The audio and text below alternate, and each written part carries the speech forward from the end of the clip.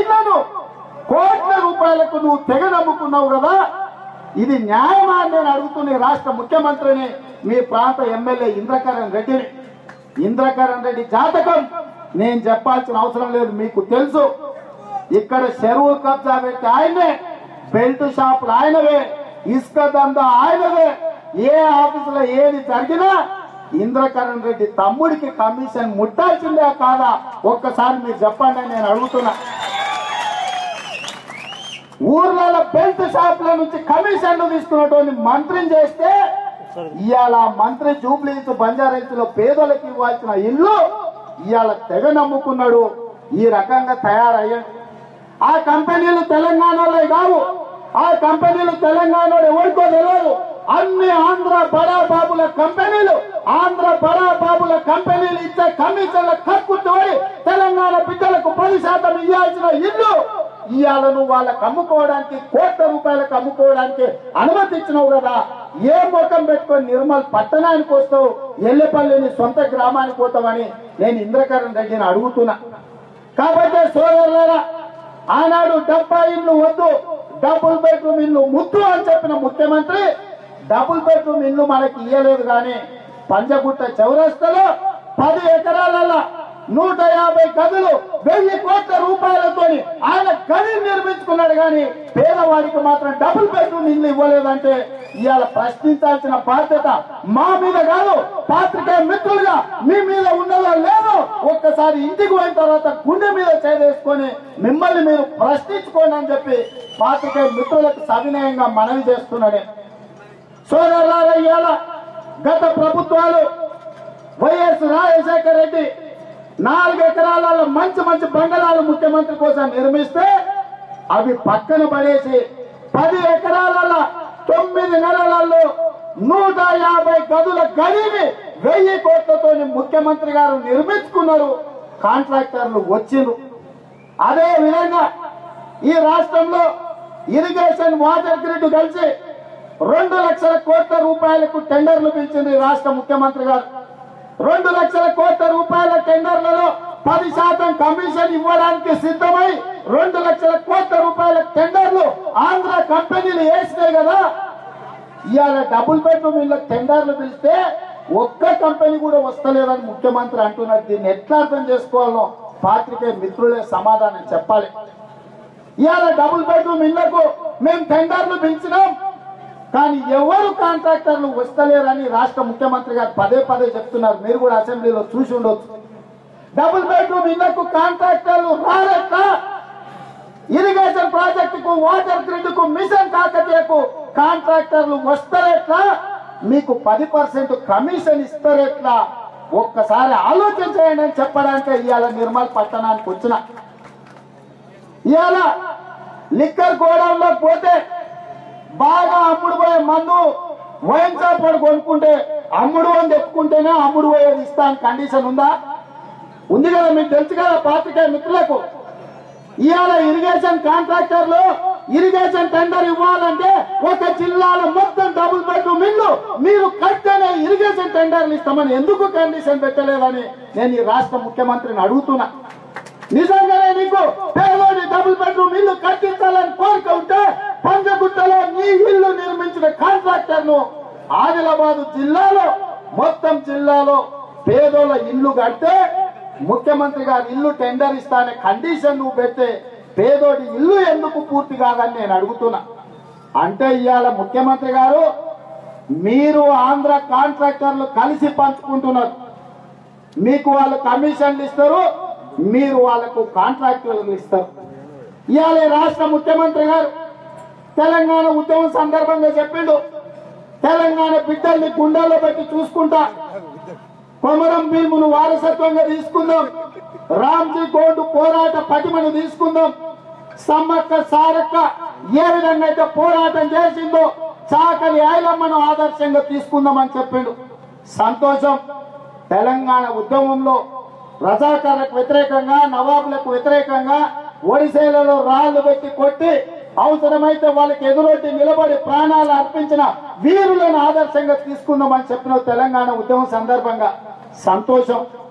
తెలంగాణ వచ్చిన తర్వాత వాళ్ళను పక్కన పెట్టి కేవీపీ రామచంద్రరావును ఆదర్శంగా తీసుకుందాం, చిన్నచీఆర్ స్వామిని ఆదర్శంగా తీసుకుందాం, అక్కినేని నాగార్జునను ఆదర్శంగా తీసుకుందాం, అక్కినేని అమలను ఆదర్శంగా తీసుకుందాం, చేనేత కార్మికులకు వస్త్రాలకు బ్రాండ్ అంబాసిడర్ గా సమంతను తీసుకుందామని అంటున్నావు కదా.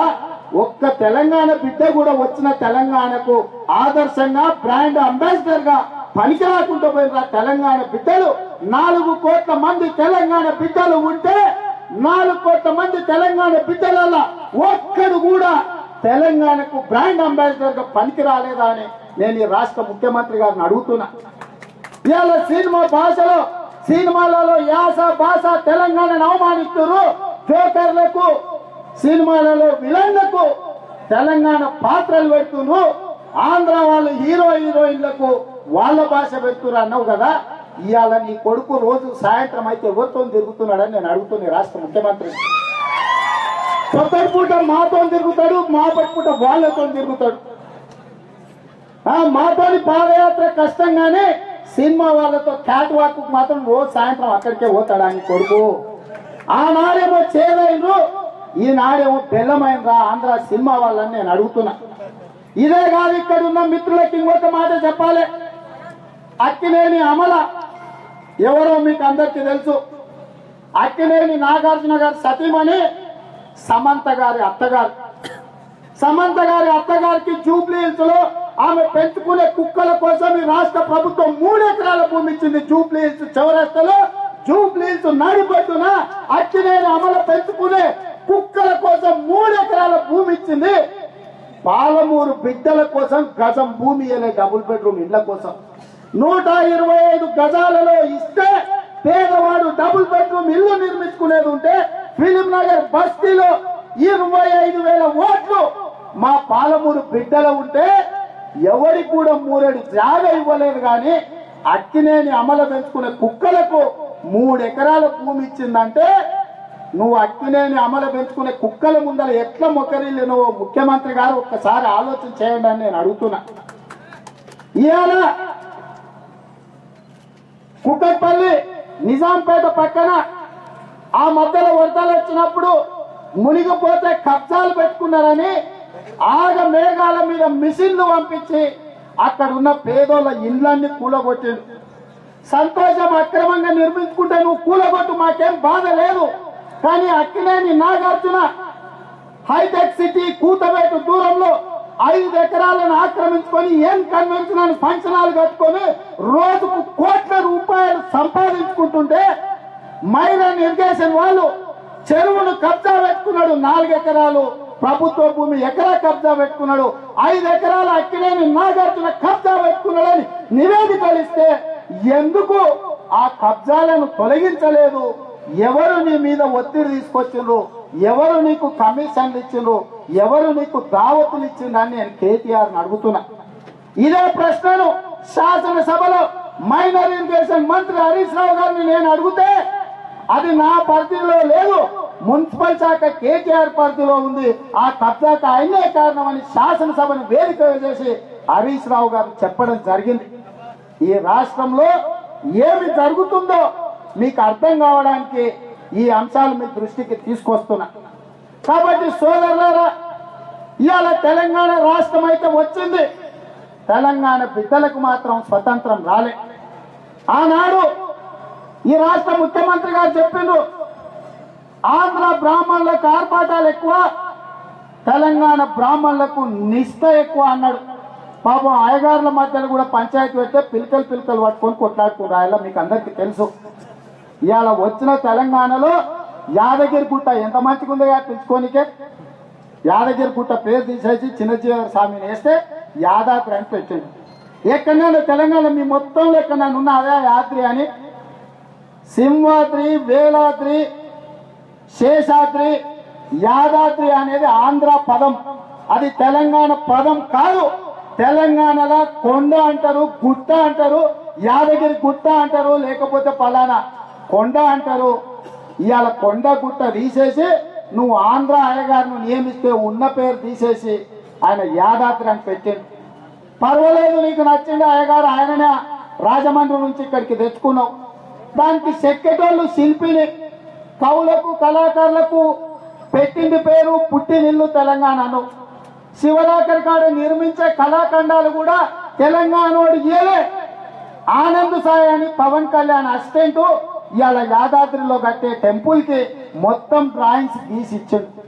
ఇది తెలంగాణకు జరుగుతున్న అన్యాయము, అవమానము. దీన్ని ఒక్కసారి ఆలోచన చేయండి అని చెప్పడానికి వచ్చిన. ఇవాళ ఈ సందర్భంగా తిరుమల తిరుపతి దేవస్థానంలో దేవుడి తర్వాత ఆగమ శాస్త్ర సలహాదారుడు అని ఉంటాడు. వెంకటేశ్వర స్వామి తర్వాత ఆగమ శాస్త్ర సలహాదారుడు ఉంటాడు. ఆయన కింద మిగతా అయ్యగారులు ఉంటారు, ఈఓలు జేఈఓలు ఉంటారు. అలాంటి ఆగమ శాస్త్ర సలహాదారుడు ఆయన ఏమి రాస్తే అదే ఆ సంవత్సరం మొత్తం దేవుడికి పూజలు చేయాలి. అలాంటి అత్యున్నతమైన స్థానంలో తిరుమల తిరుపతి దేవస్థానానికి ఆగమ శాస్త్ర సలహాదారుడు తెలంగాణ బిడ్డ, నా కొడంగల్ వాసి. కొడంగల్ నియోజకవర్గంలో పుట్టి పెరిగిన బిడ్డ తిరుమల తిరుపతి దేవస్థానానికి ఆగమ శాస్త్ర సలహాదారుడుగా సుందర వరదాచార్యుల్ని ఈ ప్రపంచంలోనే అత్యంత గొప్పగా కొల్చబడే వెంకటేశ్వర స్వామికి ఆగమ శాస్త్ర సలహాదారుడు తెలంగాణ బిడ్డ ఉంటే, నువ్వు తెలంగాణ బిడ్డలను, తెలంగాణ బ్రాహ్మణులను అవమానించి రాజమండ్రి నుంచి చిన్నచీర స్వామిని తీసుకొచ్చి యాదగిరి గుట్టకు నువ్వు సలహాదారుడుగా పెడతావా? ఇది న్యాయమా అని నేను అడుగుతున్నా. ఇలాంటి పరిస్థితులలో తెలంగాణ బిడ్డలు ఆలోచన చేయాలి. 1200 మంది తెలంగాణ బిడ్డలు ఎవరి కోసం ఆత్మ బలిదానం చేసుకున్నారు, ఎందుకోసం ఆత్మ బలిదానం చేసుకున్నారో ఆలోచన కలిగించడానికే ఇవాళ మీ ముందుకు వచ్చిన. కాబట్టి సోదరులారా, చెప్పుకుంటూ పోతే కేసీఆర్ అరాచకాల గురించి, అక్రమాల గురించి, అవినీతి పాలన గురించి, ఆయన కుటుంబ దోపిడీ గురించి చెప్పుకుంటూ పోతే తెల్లారి వరకు చెప్పినా కూడా ఈ కథ ఒడవదు. కానీ ఇప్పుడు రాబోయే బడ్జెట్ సమావేశాలలో పేద ప్రజలకు ఏమి కేటాయించాలనో దానికి మాత్రమే పరిమితమై చెప్పదలుచుకున్నా. ఇవాళ డబుల్ బెడ్రూమ్ ఇల్లు నిర్మించాలంటే సమగ్ర కుటుంబ సర్వే ప్రకారం 22 లక్షల మంది పేదలకు డబుల్ బెడ్రూమ్ ఇల్లు లేవు. ఇవాళ కనీసం రేపు బడ్జెట్ సమావేశాలలో 20,000 కోట్ల రూపాయలు కేటాయిస్తే తప్ప ఇప్పుడు వచ్చే డబుల్ బెడ్రూమ్ ఇళ్లకు నిధులు సరిపోవు. కాబట్టి ఖచ్చితంగా రేపు బడ్జెట్ సమావేశాలలో డబుల్ బెడ్రూమ్ ఇళ్లకు 20,000 కోట్ల రూపాయలు కేటాయించాల్సిందిగా ఈ రాష్ట్ర ప్రభుత్వాన్ని డిమాండ్ చేస్తున్నా. అదే విధంగా సమగ్ర కుటుంబ సర్వేలో మీరు తేల్చిన లెక్కల ప్రకారం 3 లక్షల మంది దళితులు, భూమి లేని దళితులు ఉన్నారని, 1,00,000 కుటుంబాలు గిరిజనుల్లో భూమి లేని వాళ్ళు ఉన్నారని మీరే లెక్కలు తెచ్చు.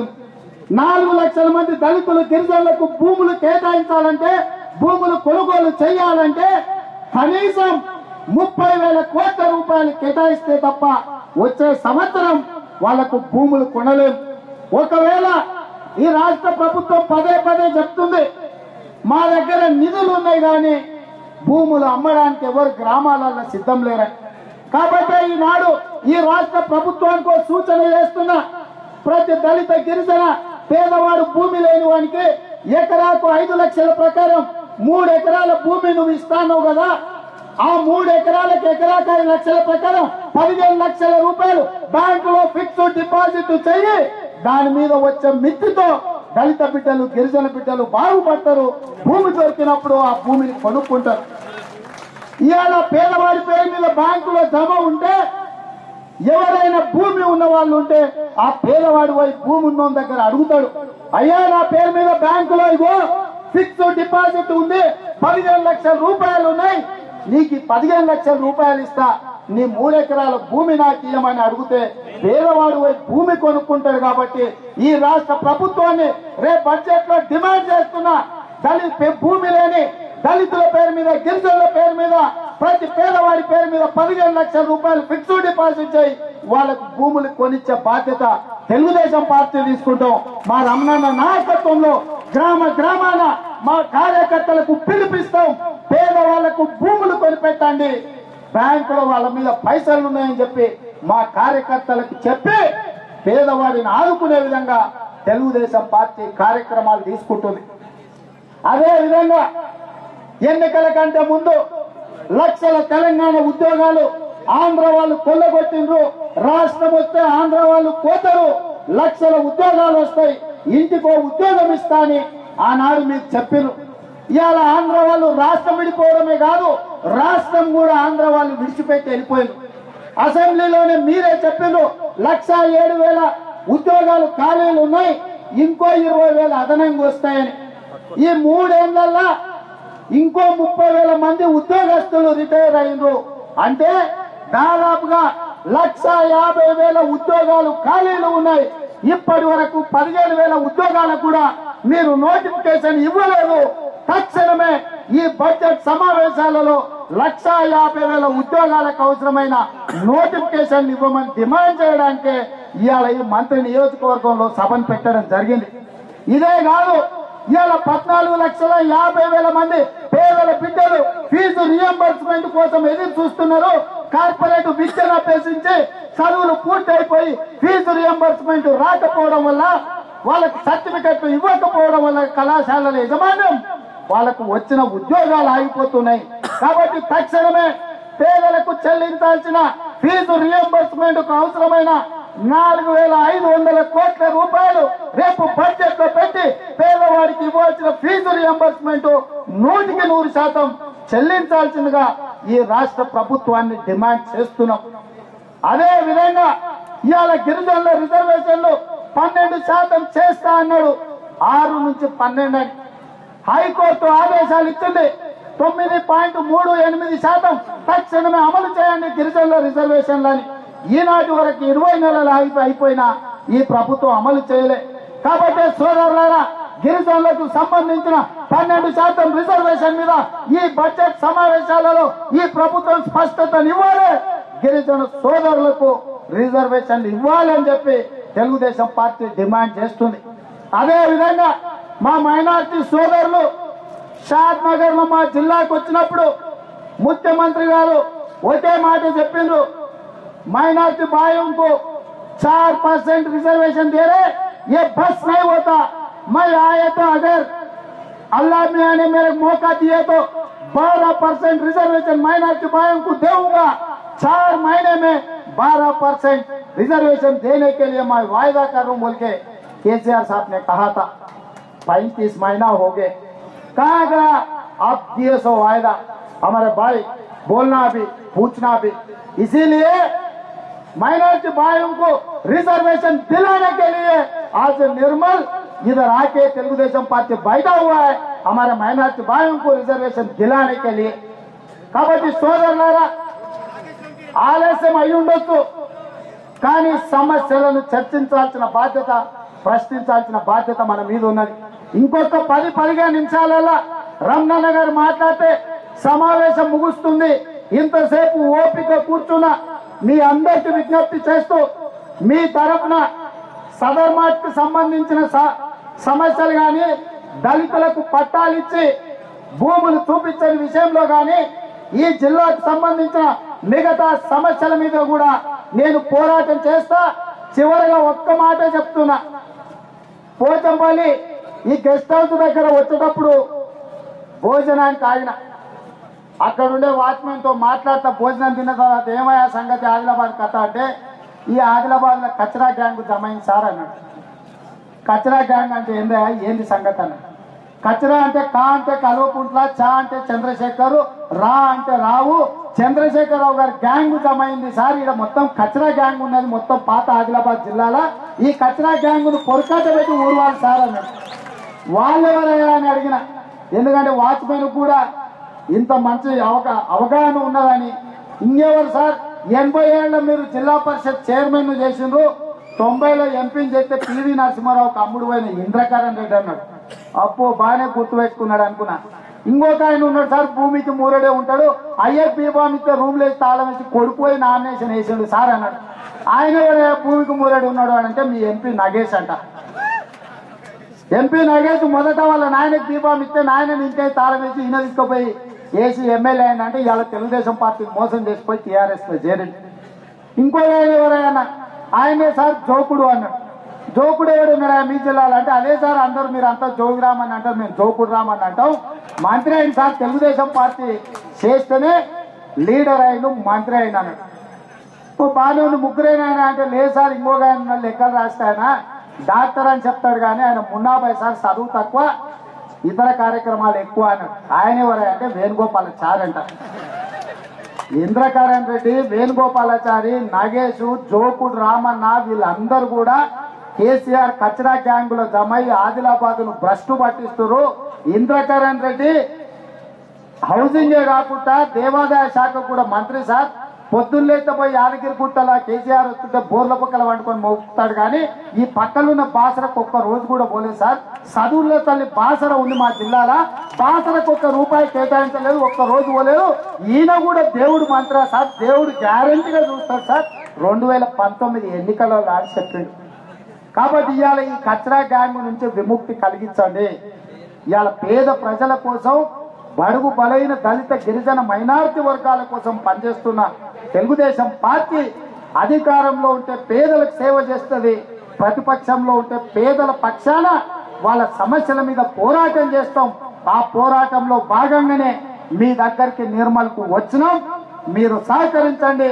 ఈ ప్రభుత్వం మీద అలుపెరగకుండా పోరాటం చేస్తాం.